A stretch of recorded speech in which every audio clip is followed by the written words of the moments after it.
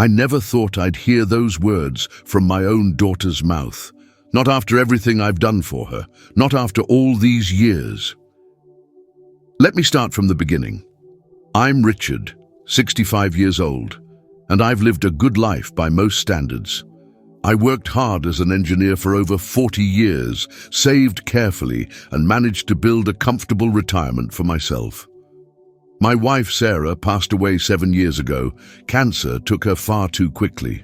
We had 2 children together, my son Daniel, who lives across the country with his family, and my daughter Jennifer, who lives just 20 minutes away. Jennifer and I were always close. After Sarah died, she was my rock. She'd come over on weekends, help with house repairs, and we'd have dinner together at least once a week. I thought we had the kind of relationship many fathers and daughters would envy. 3 years ago, Jennifer convinced me to sell my house, the home where she and Daniel grew up, where Sarah and I had built our life. "It's too big for you now, Dad," she said.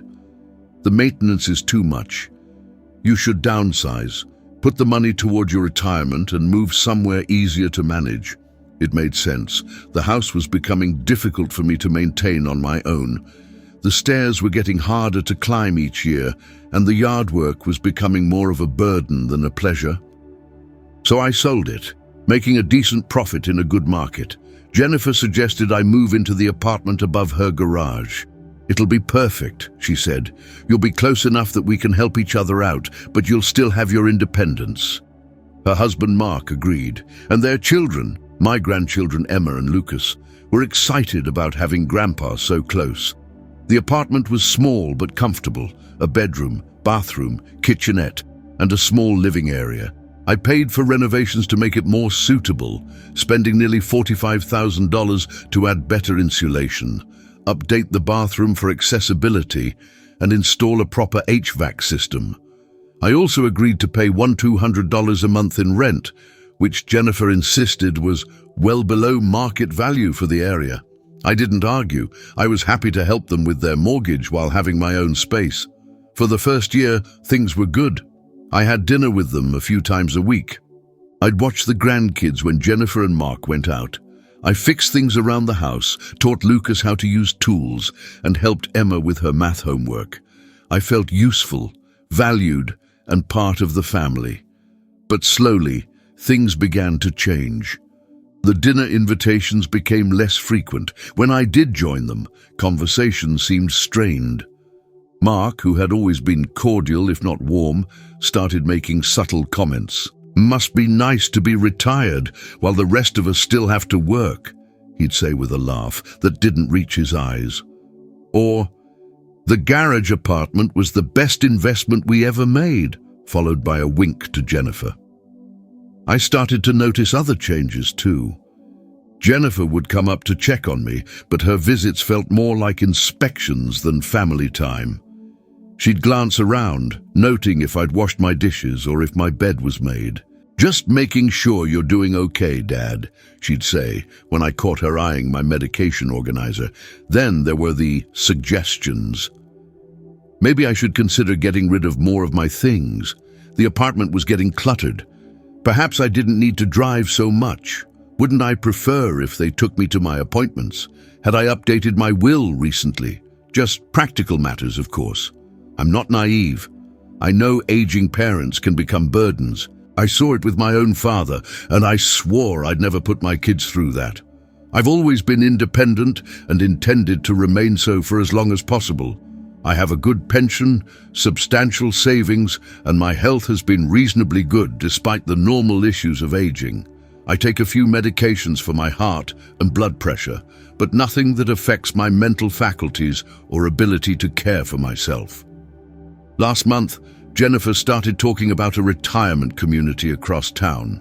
"Some of my clients have parents there and they love it," she said. Jennifer works as a real estate agent, so she's always hearing about properties. They have activities, meal plans, and medical staff on site.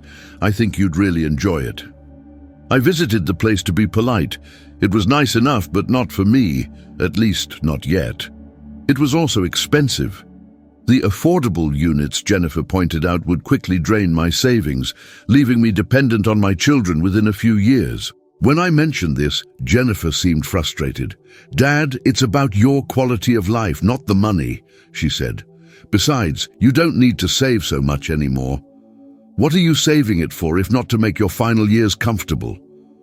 Final years. The phrase stung more than she knew. "I'm comfortable now," I told her, "and I'm not ready for a place like that."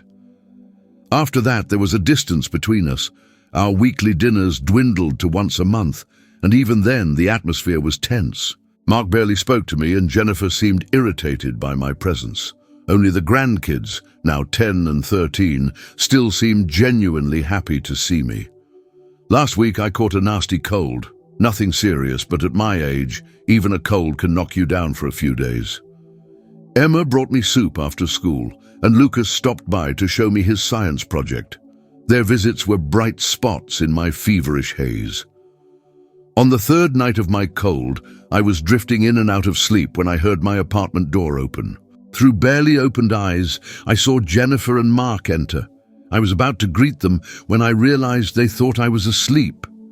I remained still, breathing evenly, curious about why they were checking on me so late. They stood near my bed, speaking in hushed tones.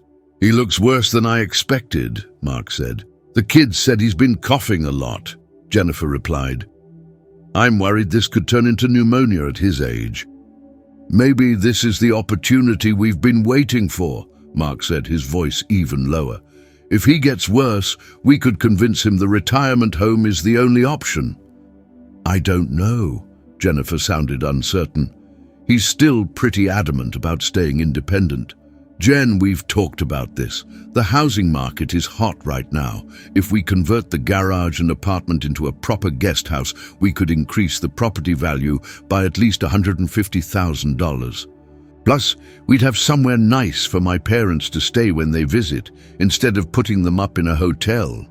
I know. And the money from his house is just sitting in his accounts when it could be helping us with the kids' college funds." "Exactly. It's not like he needs it all, and once he's in the retirement community, we can get him to see reason about changing his will. Daniel already said he doesn't care as long as he gets Dad's watch collection." There was a pause, and I felt Jennifer sit on the edge of my bed. She sighed deeply. "He must go," she said quietly. "You're right. This place isn't really suitable for someone his age. We'll use this illness as the reason to push harder about the retirement home." "Good," Mark replied. "I'll call them tomorrow to check availability. If they have an opening, we should move quickly." I lay there, perfectly still, my heart pounding so hard I was afraid they'd notice. My own daughter. My little girl who used to climb into my lap when she was sad. The one who called me her hero when I taught her to ride a bike.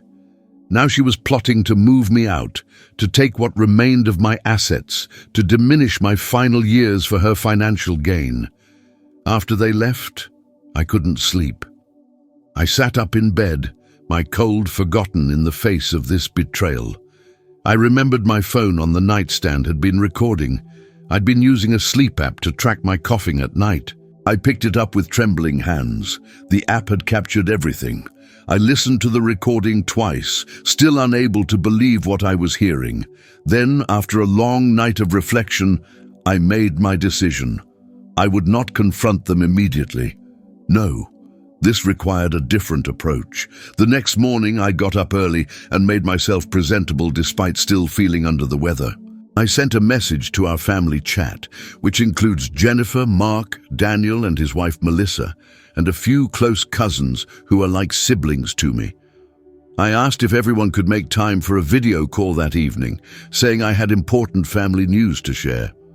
"Everything okay, Dad?" Jennifer texted back almost immediately. "Just something I need to discuss with everyone," I replied.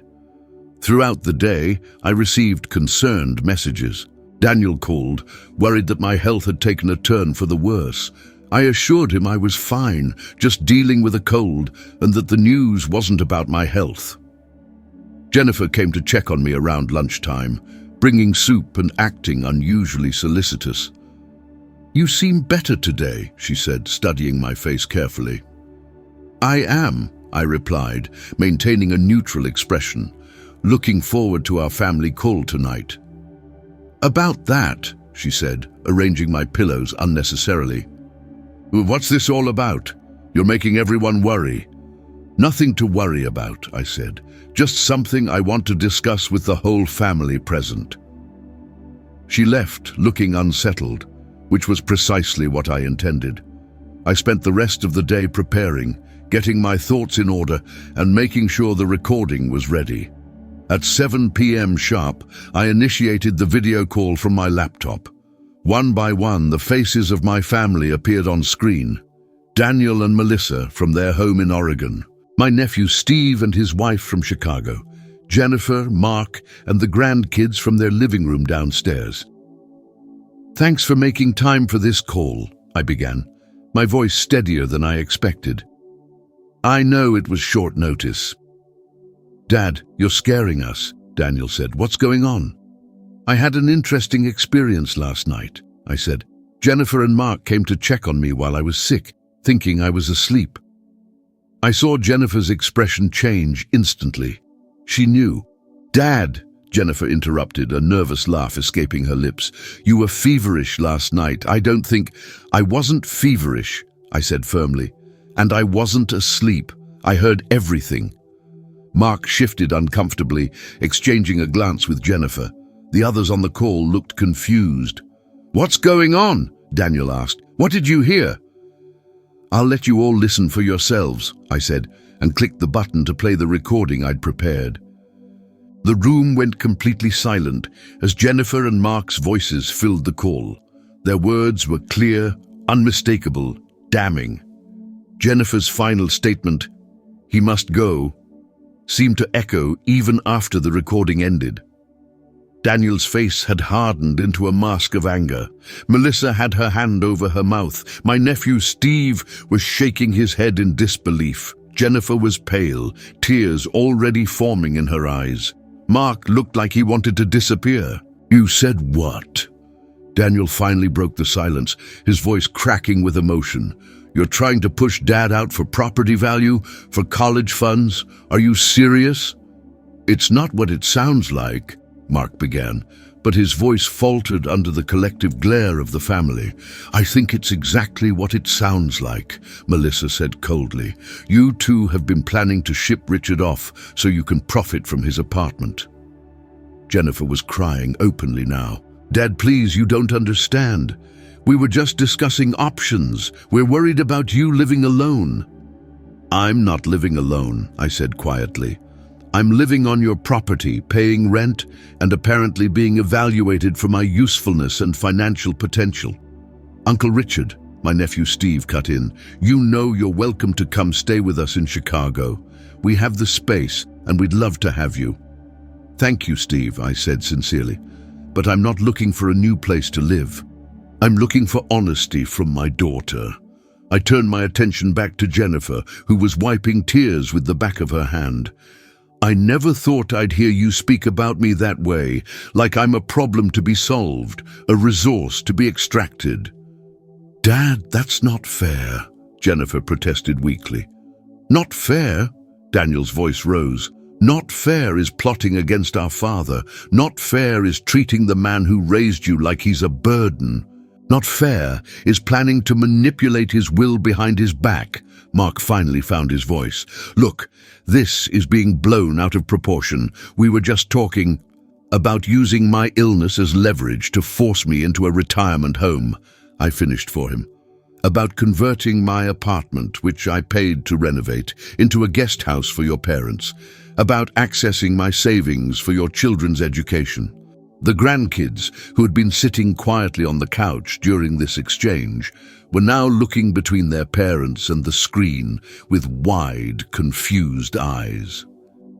"Emma, Lucas," I said gently, "would you mind giving the adults a few minutes to talk?" They nodded solemnly and left the room, glancing back with concern as they went. Once they were gone, I continued. "I want to make something very clear. I am not senile. I am not incapable. I am not a burden, financially or otherwise. I pay rent, I contribute to this family, and until now I thought I was a welcome part of it. You are, Dad, Jennifer insisted, her voice small and pleading. The evidence suggests otherwise, I replied. But here's what's going to happen now. I've already spoken with a real estate agent this morning, not one from your agency, Jennifer. I'm looking for a small condo or apartment nearby. I'll be moving out as soon as possible. What? Dad, no! Jennifer's face crumpled. Please don't do this. We can work this out.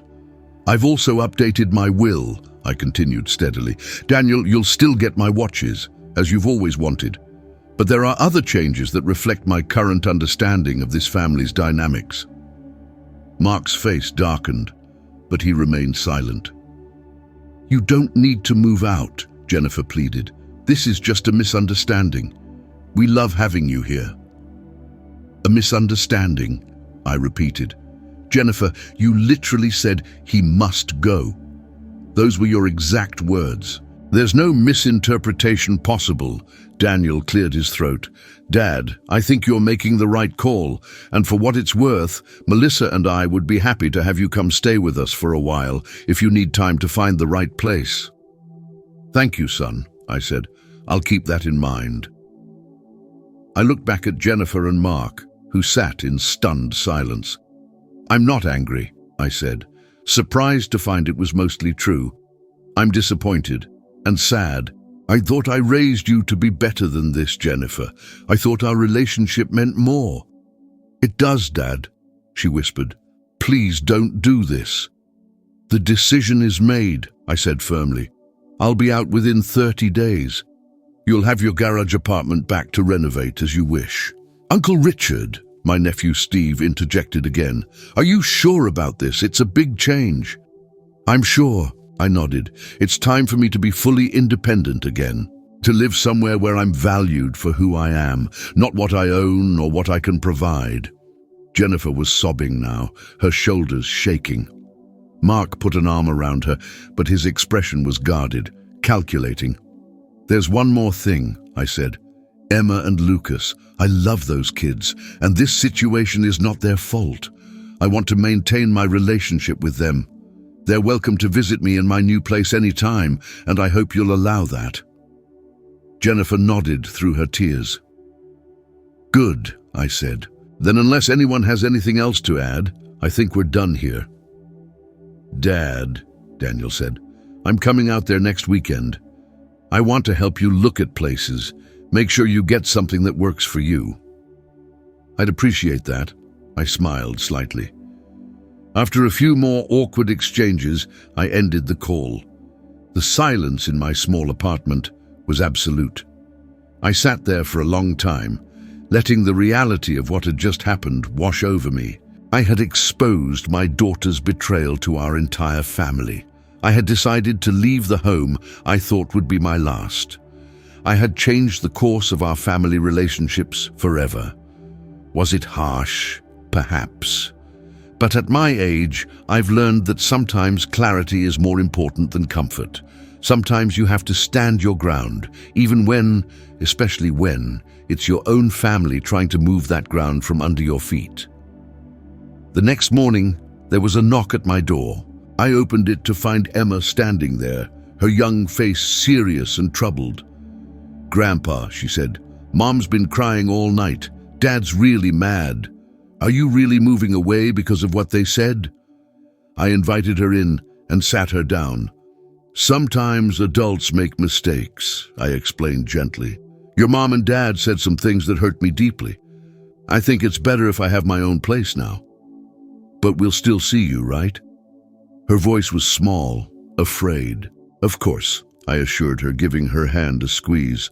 Nothing could keep me from seeing you and Lucas. I'll just be living somewhere else, that's all. She nodded, seeming somewhat relieved. I heard what they said on the recording, she admitted, about wanting you to go to that old people's home so they could use your apartment and money. That wasn't nice. No, I agreed. It wasn't. I told Mom that, Emma said, a hint of pride in her voice. I told her, "You're not just some old man. You're our grandpa. You taught me how to fish and how to fix my bike. You helped me with homework when Dad doesn't know the answers. You're important." I felt tears welling in my eyes for the first time since this ordeal began. "Thank you, Emma. That means a lot to me." After she left, I sat in my chair by the window, watching the neighborhood come to life on a sunny morning. I thought about Jennifer and Mark downstairs, probably still reeling from the fallout of their exposed plan. I thought about Daniel and Melissa, who had immediately offered me a place with them. I thought about my grandchildren, innocent in all this, yet affected nonetheless. I felt no regret for what I'd done. At 65, I was too old to tolerate disrespect disguised as concern, too experienced to mistake manipulation for love, too wise to allow others to determine my worth based on their financial aspirations. My phone buzzed with a text from the real estate agent. She'd found several properties she thought I might like. We arranged to view them the following day. I began packing my belongings, carefully selecting what would come with me to my new home and what could be given away. Each item held memories, some from my marriage to Sarah, some from raising the children, some from my life after retirement. I wrapped each one carefully, not just to protect it from damage, but to honor what it represented. As I worked, I felt a strange sense of lightness beginning to replace the heaviness of betrayal. Perhaps this upheaval, painful as it was exactly what I needed. A chance to redefine myself in these later years. An opportunity to establish new boundaries, new priorities, new relationships. Jennifer came up later that afternoon. Her eyes were red and swollen, her normally perfect hair disheveled. "Dad," she began, her voice hoarse from crying, "please don't do this. Please don't move out." I continued packing, placing books into a small box. "My decision is made, Jennifer. We can fix this," she insisted. "It was just talk. We weren't really going to force you out." I stopped and looked at her directly. "The problem is, I don't believe you. And I can't live somewhere I don't feel wanted or respected." "You are wanted," she exclaimed. "The kids are devastated. Mark and I made a mistake, a terrible mistake, but we can work through this." Some mistakes can't be undone," I said quietly. "Some words can't be unsaid." She sat heavily on my bed, defeat in every line of her body. "What about the money you put into renovating this place? At least let us pay you back for that." I almost laughed. Even now, it came down to money. "Keep it," I said. "Consider it payment for teaching me a valuable lesson about trust."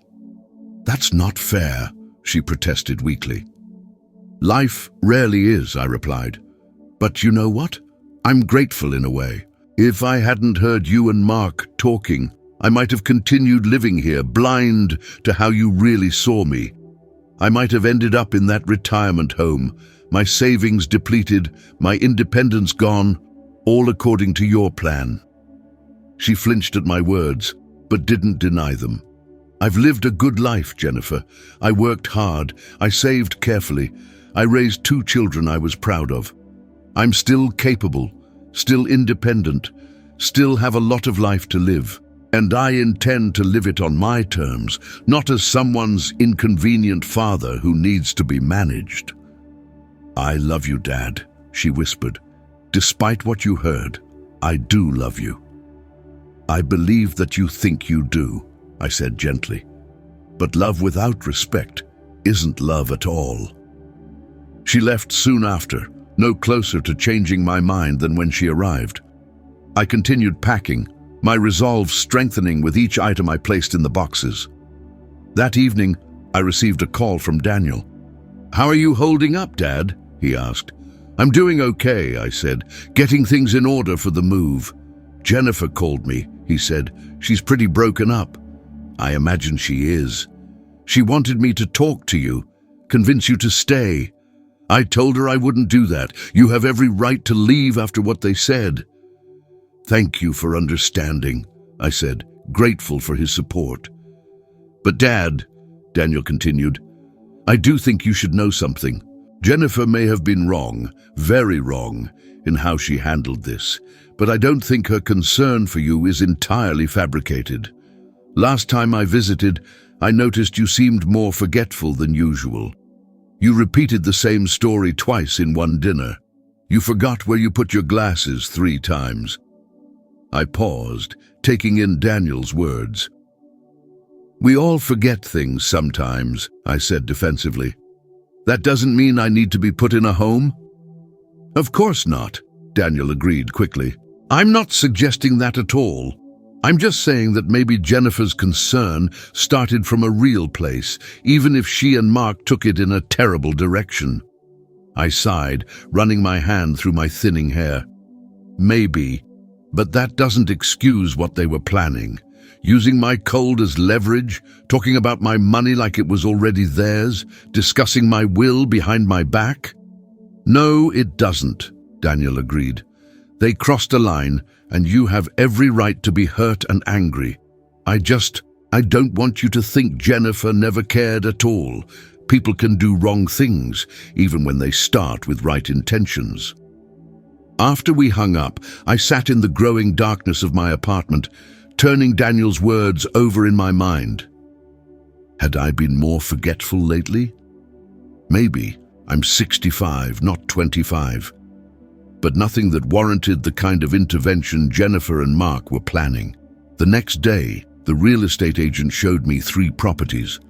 The first was too far from my grandchildren. The second was nice but overpriced. The third, a small condo in a well-maintained building just 10 minutes from Jennifer's house, felt right. It was on the ground floor, had a small patio where I could put some plants, and the homeowners association took care of all exterior maintenance. I made an offer that afternoon. Word of my imminent move spread quickly through the family. Jennifer made several more attempts to change my mind, each one more desperate than the last. Mark avoided me entirely, which was fine by me. The grandkids were confused and upset, especially Lucas, who had a harder time understanding why adults couldn't just apologize and fix things. Sometimes an apology isn't enough, I tried to explain to him. Sometimes trust, once broken, takes a very long time to rebuild. My nephew Steve called to check on me, offering again to come help with the move if needed. Several of Sarah's relatives reached out as well, having heard about the situation from Daniel or Steve. The support was touching, though it also highlighted how isolated I had become living in Jennifer's garage apartment. I had gradually lost touch with friends and extended family, becoming increasingly dependent on Jennifer and her family for social interaction. 5 days after making my offer, it was accepted. I would be able to move into my new condo in 3 weeks. I accelerated my packing, donated furniture I wouldn't need, and began to feel a growing sense of excitement about this new chapter. Jennifer seemed to realize that I was really leaving, that this wasn't just a bluff to make her feel guilty. Her approach changed. Instead of begging me to stay, she became coldly practical, asking about the logistics of the move, when I would be out, whether I needed help with anything. I've got it under control, I assured her during one such conversation. Daniel is flying in this weekend to help with the heavy lifting. She nodded stiffly. Fine. Let me know if you change your mind. The day before Daniel was due to arrive, there was another knock at my door. It was Mark, looking uncomfortable but determined.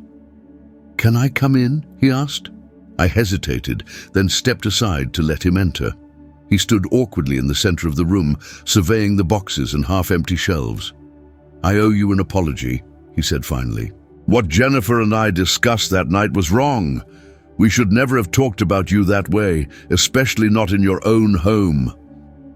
I waited, saying nothing. The truth is, he continued, we are concerned about you living alone.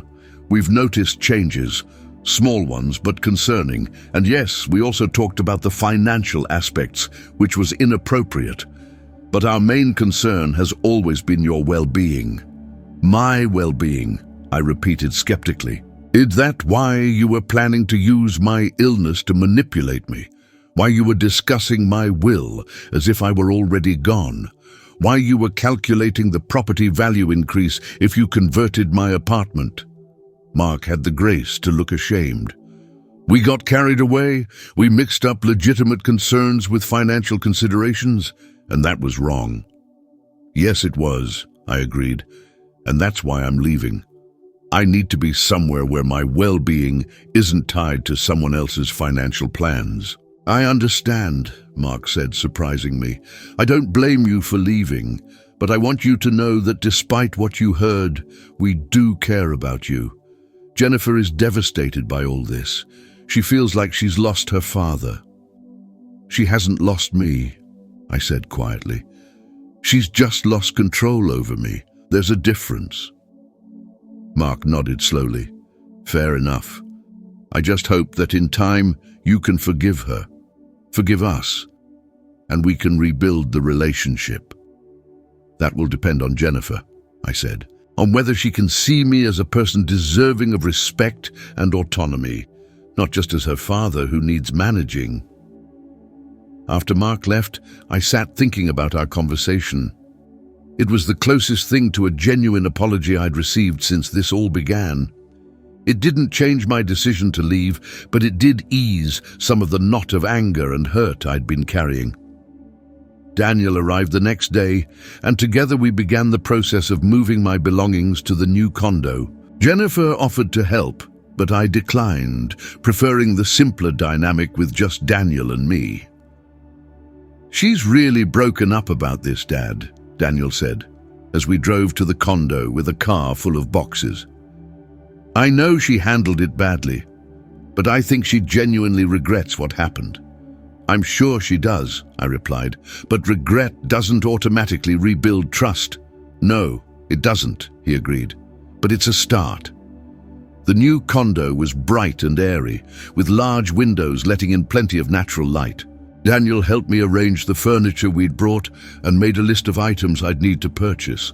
It felt good to be setting up my own space again, making decisions based solely on my preferences, not having to consider whether Jennifer would approve. This is a nice place, Dad, Daniel said as we took a break, sitting on my new patio with cold drinks. I think you'll be happy here. I think so too, I smiled. It's the right move for me now. On my last day at Jennifer's, I did a final sweep of the apartment to make sure I hadn't forgotten anything. Jennifer appeared in the doorway, watching me. So this is really it, she said softly. Yes, I nodded. Daniel's waiting downstairs with the car. This is the last load. She stepped into the room, looking around at the now empty space. It feels wrong, you leaving like this. It would have been wrong for me to stay, I countered. Not after what I heard. Dad, she said, her voice breaking slightly. I know I messed up. I know what Mark and I said was terrible, but please don't shut me out completely. You're still my father. I still love you. I looked at my daughter, my little girl, all grown up, now with children of her own. Despite everything, I loved her too. That hadn't changed. I'm not shutting you out, I said gently. I'm establishing boundaries. There's a difference. You're welcome to visit me at the condo. The grandkids too, of course. We can still have family dinners sometimes, but I needed to remove myself from a situation where I felt disrespected and undervalued. I understand, she whispered, tears spilling down her cheeks. And I'll respect that. I just hope someday you can trust me again. I hope so too, I said honestly, but that will take time, and it will depend on your actions going forward, not just your words. She nodded, wiping away tears. Can I at least help you carry this last box down? I handed it to her. Thank you. Together, we walked down the stairs from the garage apartment for the last time. Daniel was waiting by his car, the trunk already open. Jennifer placed the box carefully inside. Take care of yourself, Dad, she said, giving me a brief, tentative hug. I will, I promised. You take care too. As Daniel drove me away from Jennifer's house, from what I had thought would be my final home, I felt a complex mix of emotions. Sadness for what had been lost, anger at the betrayal I had experienced, but also a sense of pride in standing up for myself and hope for what lay ahead. The condo was quiet when we arrived, but it was mine.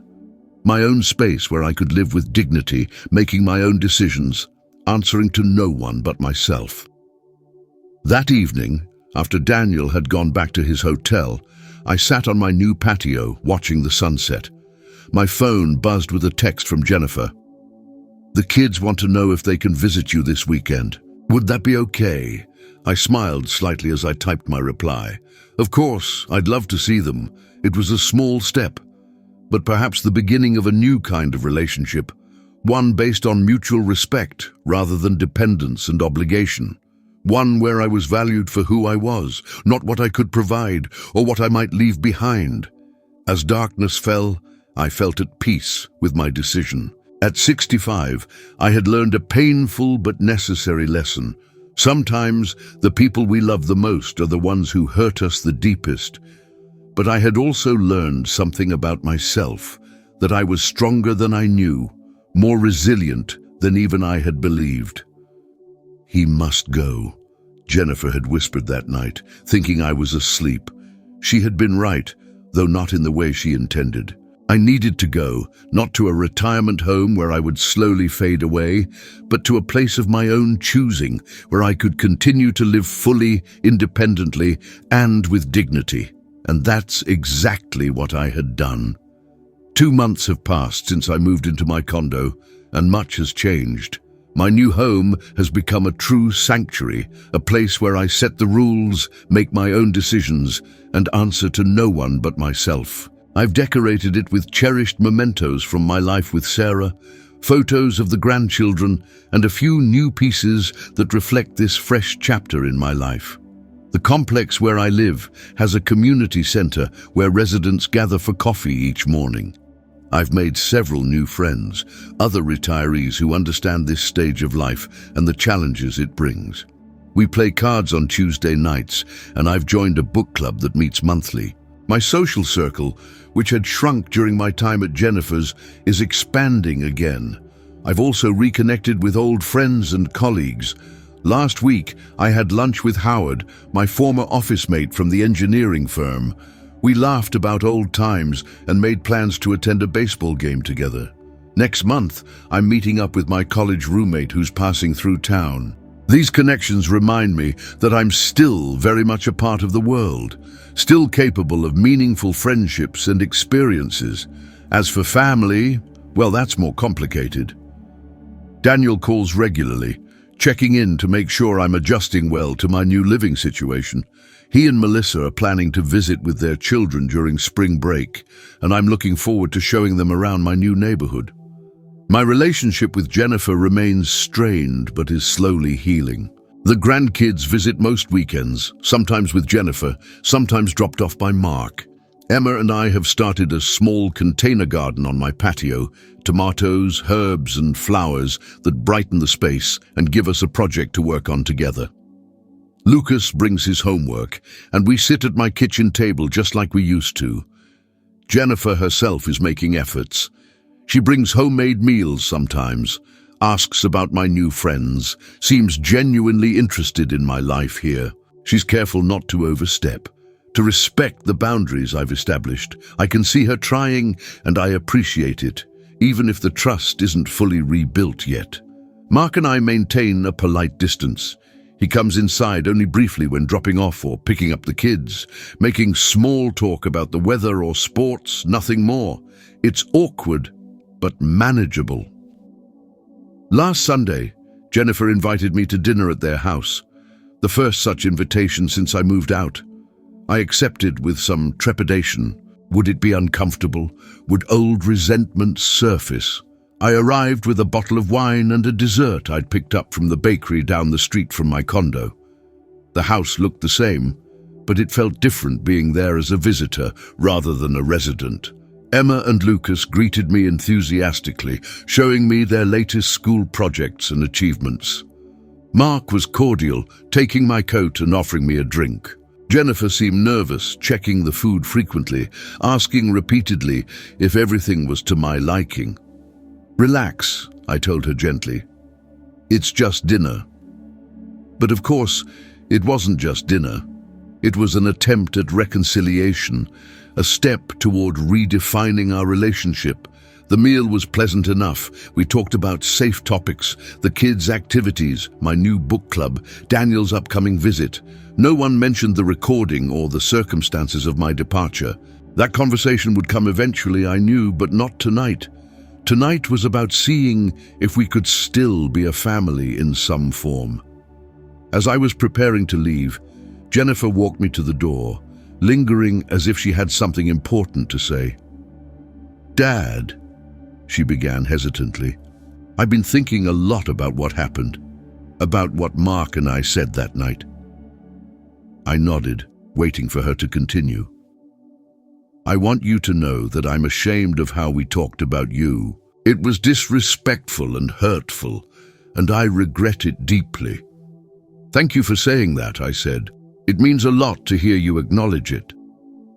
"I've been seeing a therapist," she admitted, "trying to understand why I acted that way, why I was so focused on controlling your life rather than supporting your independence." This surprised me. Jennifer had always been resistant to therapy, seeing it as a sign of weakness. "That's good," I said. "I hope it's helping." "It is," she nodded. "I'm realizing that a lot of my behavior came from fear. Fear of losing you like we lost Mom, fear of not doing enough, fear of making the wrong decisions. But in trying to control everything, I ended up causing exactly what I feared most, damage to our relationship." I felt a lump forming in my throat. This was the most honest conversation we'd had in years. "We all make mistakes," I said. "What matters is how we learn from them." "I'm trying to learn," she said softly. "I'm trying to be better, to respect your choices, even when I don't fully understand or agree with them." I reached out and squeezed her hand. "That's all I've ever wanted, to be treated like an adult, capable of making my own decisions, not a child who needs managing." She nodded, tears in her eyes. "I get that now, I really do." As I drove back to my condo that night, I reflected on how much had changed in just 2 months. The betrayal I had uncovered had been painful, yes, but it had also been a catalyst for necessary changes, not just in my living situation, but in my relationships, my social life, and my sense of self. The following weekend, Emma and Lucas came to stay overnight at my condo, their first sleepover since I'd moved.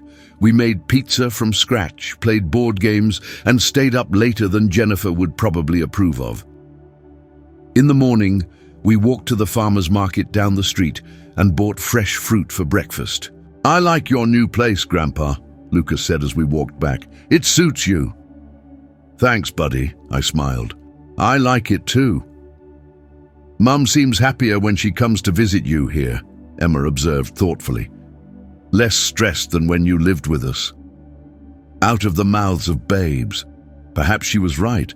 Perhaps the old arrangement hadn't been good for Jennifer either.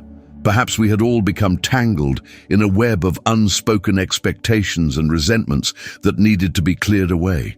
Last week, I received an unexpected visitor, Mark. He stood awkwardly at my door, holding a toolbox.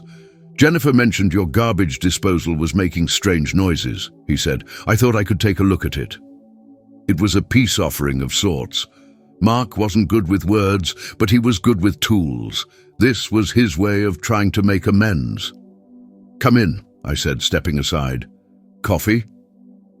As he worked under my sink, we talked, really talked, for the first time since the incident. He admitted that he had been frustrated by my presence in their home, feeling like he couldn't be the head of his own household with me there. He acknowledged that his comments about my finances had been inappropriate and disrespectful. "I'm not proud of how I handled things," he said, his voice muffled from inside the cabinet. "Jennifer and I should have been honest with you about our concerns instead of talking behind your back." "Yes, you should have," I agreed. "But I appreciate you saying that now." When he finished with the disposal, he refused my offer of payment. "Consider it part of my apology," he said. "It's the least I can do." As he was leaving, he turned back. "Richard, I want you to know that despite everything, you're still family. The kids miss having you around all the time. Jennifer does too. We all do, in our way." I nodded, acknowledging his words without making promises. "Thank you for fixing the disposal," I said, "and for stopping by. Yesterday I had my 6-month checkup with my doctor. My blood pressure is lower than it's been in years. My heart rate is strong and steady. Even my chronic back pain has improved. Whatever you're doing, keep doing it," the doctor advised. "You're in better shape now than you were a year ago." I didn't tell him about the recording, about the family video call, about moving out of Jennifer's garage apartment. I simply smiled and said I'd made some positive changes in my life. And that's the truth. Finding out that my daughter wanted me gone, hearing those words directly from her mouth, was one of the most painful experiences of my life. But it also led to one of the most empowering decisions I've made in years. I could have ignored what I heard, pretended to be asleep, continued living in blissful ignorance. I could have confronted Jennifer and Mark privately, allowing them to make excuses or manipulate the situation further. I could have moved out quietly, sparing everyone the embarrassment of having their true feelings exposed. But at 65, I was too old to play games, too experienced to accept disrespect disguised as concern, too wise to allow others to determine my worth or my future. So I chose clarity over comfort, truth over peace, self-respect over family harmony. Was it easy? No. Did it hurt? Immensely. Do I regret it? Not for a moment, because now, sitting on my patio with my morning coffee, watching the sun rise over my new neighborhood, I feel something I haven't felt in years. Freedom. The freedom to make my own choices. The freedom to set my own boundaries. The freedom to live these years, whether they're my final years or not, exactly as I choose. Jennifer still has some healing to do, some trust to rebuild. I still have some forgiving to do, some walls to lower. We may never return to the relationship we once had, but perhaps we can build something new, something based on mutual respect and honest communication rather than dependence and obligation. As for those whispered words, "He must go," they no longer hold any power over me, because I did go. Not where they wanted me to go, not how they wanted me to go, but where I chose to go, on my own terms. And in going, in removing myself from a situation where I was undervalued and disrespected, I found my way back to myself, back to the man I've always been, independent, capable, worthy of respect. That man, that version of me, had been slowly disappearing during my time at Jennifer's, eroded by small daily indignities and growing dependence. Now he's returned, stronger than ever, ready to embrace whatever comes next in this journey called life. So yes, Jennifer was right that night. He, that diminished version of me, had to go. But in his place stands someone much stronger, someone who knows his worth, someone who isn't afraid to speak his truth, even when it's difficult, someone who understands that sometimes the greatest act of love, both for others and for oneself, is to establish clear boundaries and stand firmly within them. That's who I am now, and I'm not going anywhere.